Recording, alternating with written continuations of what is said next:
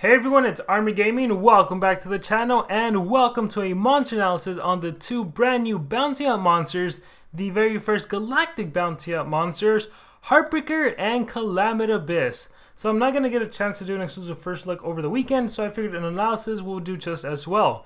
So we can see very quickly whether or not these monsters are going to be worth it. I mean, Calamitabyss is the free one. Harpiker is the one that costs $30. So hopefully this video can help you figure out whether or not you actually want to purchase this monster.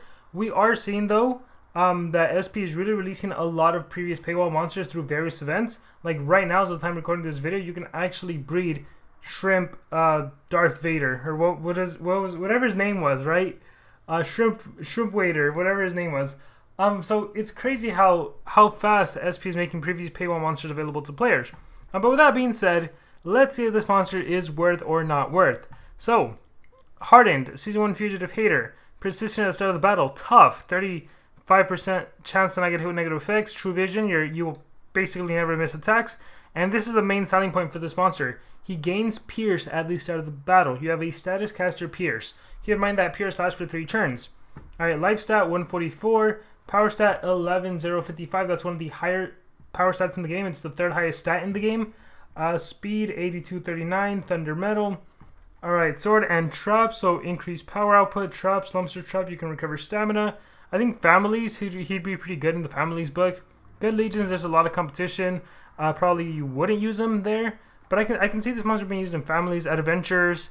Who else do you have in Adventures? Is Elf an Adventure monster?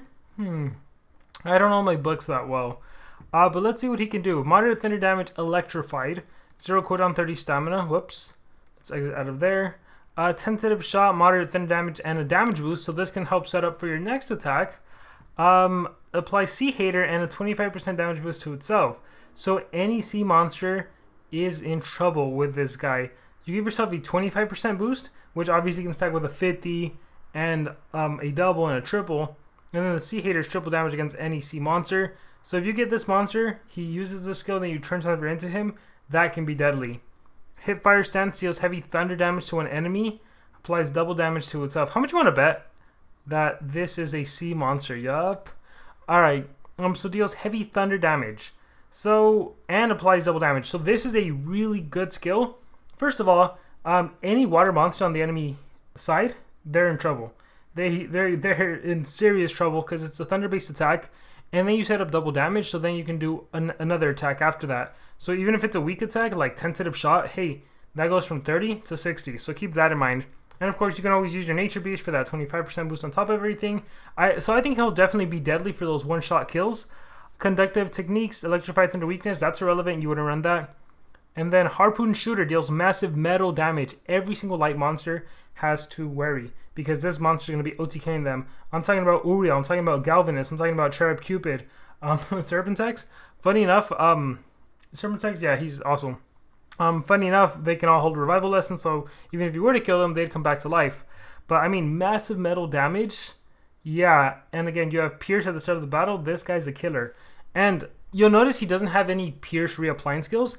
Honestly, I would argue you really don't need him. If you partner up this monster with a Megaton monster, like the King, you have Harpiker, then you have a Turn Transfer monster, so you have Ammonia, and you're using the Nature Beast. Nature Beast gives you 25% boost. Ammonia gives you 50% boost. You Turn Transfer Cleanse, you have a 25% boost, a 50% boost.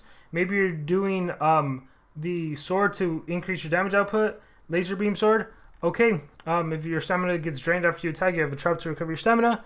But at that point, you have the 25, the 50. You can hit hard with a 70, or you can hit hard with the Hipfire Stance, Thunder Damage, and then you set up a double damage for your next attack.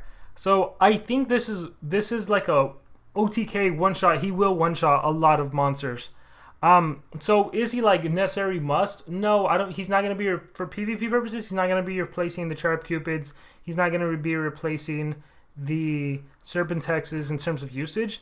Because he doesn't have like a wildly strong AoE. He's more like an elf, really, right? Elf is just like has Pierce and like strong attack. This monster is just like, let me hit you hard with a 70, let me hit you hard with a 50, and give myself double damage so I can do another attack.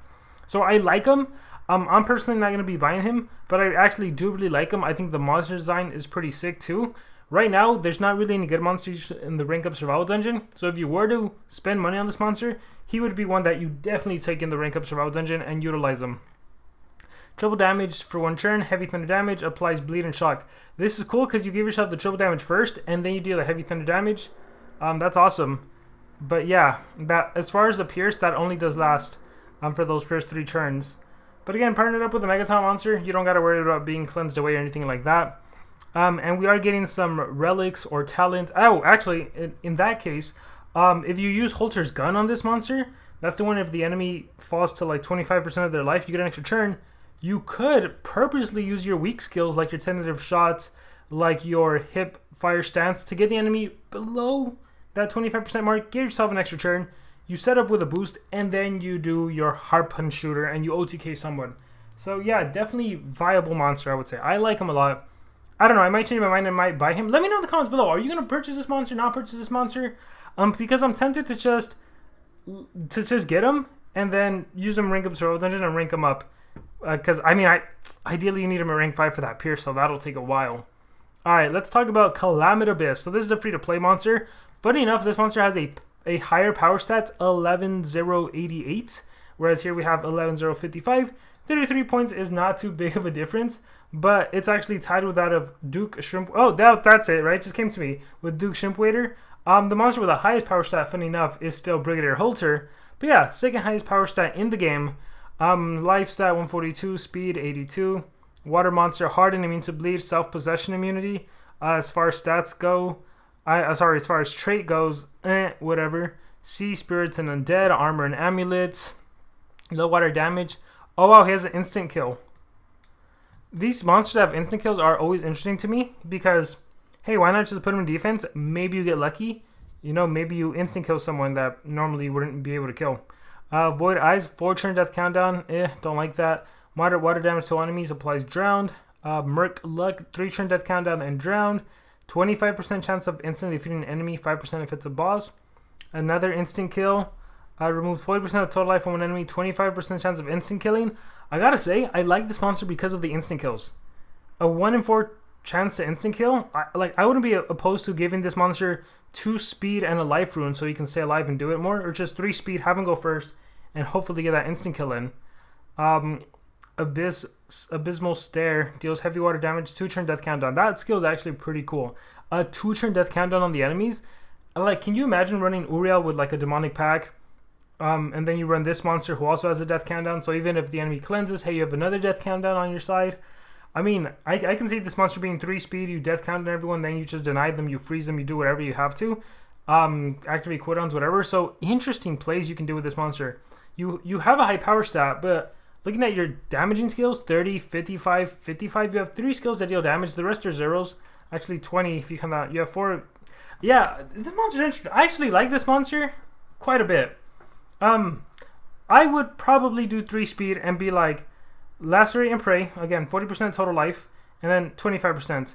Roll and Slash, 25%. Alright, that's 2 25s. I don't think I'd do the 10%, even though it's spammable. Maybe I'd have to really consider it. The 2 turn death countdown for sure, especially if the enemy has no cleansers. Easy OTK right there. Easy OTK right there.